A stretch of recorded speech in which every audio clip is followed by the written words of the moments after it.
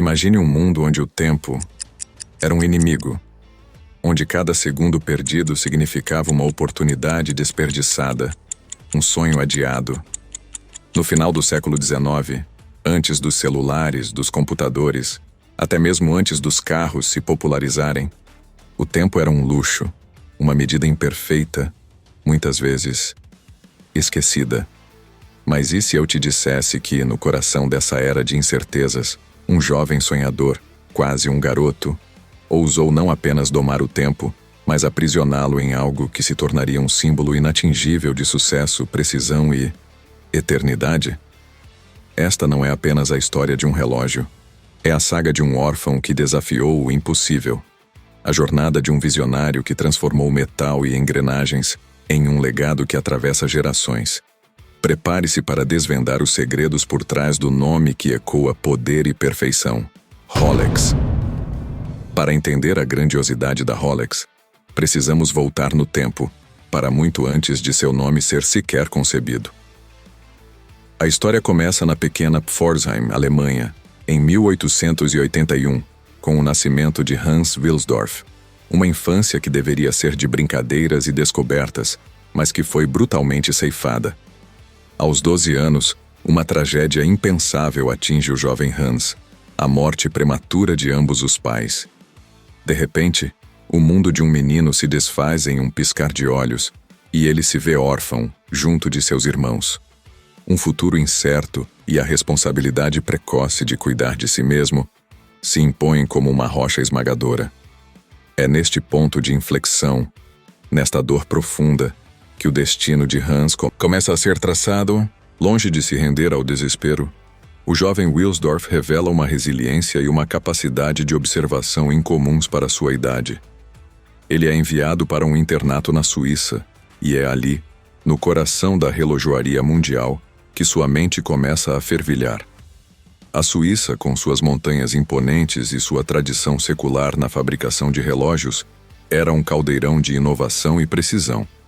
Hans, com seu olhar aguçado para detalhes e uma sede insaciável por conhecimento, absorvia cada nuance desse universo.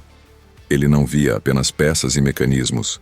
Ele enxergava a dança perfeita das engrenagens, a busca incessante pela perfeição, a intrínseca conexão entre tempo e tecnologia. Este não era apenas um ofício. Era uma arte, uma ciência, uma filosofia. A semente da ambição, fertilizada pela adversidade, começava a germinar. O tempo voa, e Hans, aos 19 anos, se muda para Londres, a efervescente capital do Império Britânico. Um lugar onde as oportunidades se multiplicavam e a inovação era a força motriz. Ele encontra emprego em uma empresa de relógios, mas não qualquer empresa. Ali, ele tem acesso a uma vasta gama de informações sobre o mercado, sobre as necessidades e os desejos dos consumidores. E é nesse caldeirão de informações que uma ideia audaciosa, quase impensável para a época, começa a tomar forma em sua mente. Na virada do século XX, o relógio de bolso reinava absoluto. Elegante sim, mas impraticável para um mundo que começava a acelerar. Pessoas em ascensão social, homens de negócios, aventureiros, todos precisavam de algo mais ágil, mais funcional. Hans percebeu essa lacuna, essa necessidade latente. Enquanto a maioria via apenas relógios de bolso, ele enxergava o futuro no pulso. A ideia era revolucionária, um relógio pequeno, preciso, durável, que pudesse ser usado no pulso. Uma inovação que desafiava a própria indústria relojoeira, arraigada em suas tradições e métodos estabelecidos. Muitos duvidavam, consideravam a ideia uma loucura. Acreditavam que um relógio tão pequeno jamais poderia ser preciso o suficiente, ou resistente ao impacto do uso diário. Mas Hans não era um homem de aceitar limites. Ele possuía a rara combinação de visão de futuro e uma teimosia inabalável.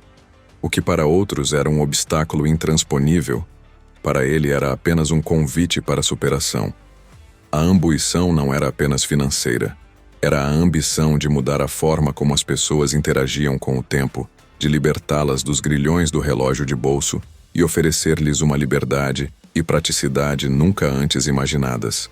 A visão se transformou em obsessão em 1905, com apenas 24 anos. Hans Wilsdorf, sem capital significativo, mas com uma fé inabalável em sua ideia, decide dar o passo decisivo. Ele funda sua própria empresa em Londres, a Wilsdorf Denvas, em parceria com seu cunhado, Alfred Denvas. O foco: importar movimentos de relógios suíços de alta qualidade e montá-los em caixas criadas na Inglaterra, projetando-os para serem usados no pulso. Ele estava criando não apenas um produto, mas um novo segmento de mercado. Os primeiros anos foram um desafio constante. Convencer relojoeiros tradicionais e o público a aceitar essa novidade exigiu persistência e um talento para o marketing nato. Mas a genialidade de Hans não parava na engenharia. Ele entendia que um produto revolucionário precisava de um nome igualmente marcante, um nome que fosse fácil de pronunciar em qualquer idioma, curto, memorável e com um certo mistério. E foi em 1908 que, em um momento de inspiração,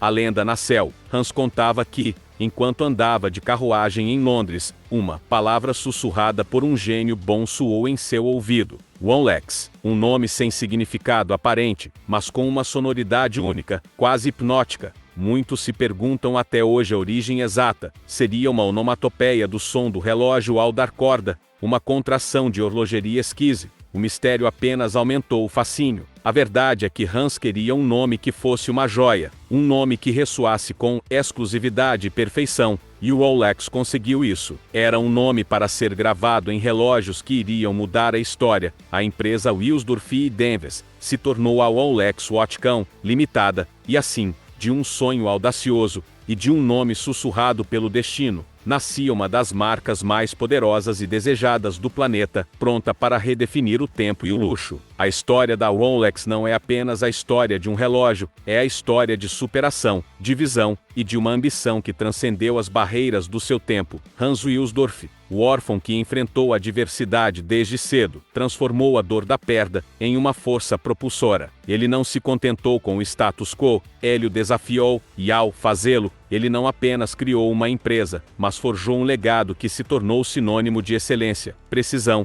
e, acima de tudo, de conquistas. Cada Rolex em um pulso hoje carrega consigo não apenas o peso do ouro ou do aço, mas a história de um jovem que ousou sonhar grande. Ele enfrentou ceticismo, barreiras tecnológicas e uma indústria resistente à mudança, mas sua crença inabalável no relógio de pulso e em sua visão o impulsionou para frente. A precisão dos cronômetros, Rolex, a invenção do Weston à prova de água, o rotor perpétuo. Cada inovação foi um passo além, uma quebra de expectativa, um testemunho da genialidade de Hans. A Rolex se tornou o relógio dos exploradores, dos mergulhadores, dos alpinistas, dos líderes mundiais. Não por acaso, ele foi forjado nas chamas da ambição e da busca incessante pela perfeição. A lição de Hans Wilsdorf ressoa até hoje. Não importa de onde você vem, ou as dificuldades que a vida lhe impõe, com visão, determinação e uma ambição movida pela paixão, é possível transformar sonhos audaciosos em realidades que transcendem o tempo. A Rolex não é apenas um relógio, é um lembrete pulsante de que o tempo é valioso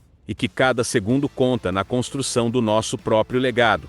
E você, qual tempo você quer construir? Hans Wilsdorf morreu em 1960, mas sua criação se tornou imortal. A Rolex não é apenas um relógio, é um legado, é a prova de que um órfão alemão, com visão e resiliência, foi capaz de desafiar o mundo e o tempo. E talvez, no fim das contas, essa seja a maior lição. Não importa de onde você vem, importa o que você acredita ser possível. O Rolex não nasceu do luxo, nasceu da dor, da coragem, da obsessão por excelência e do desejo de transformar cada segundo da vida em eternidade.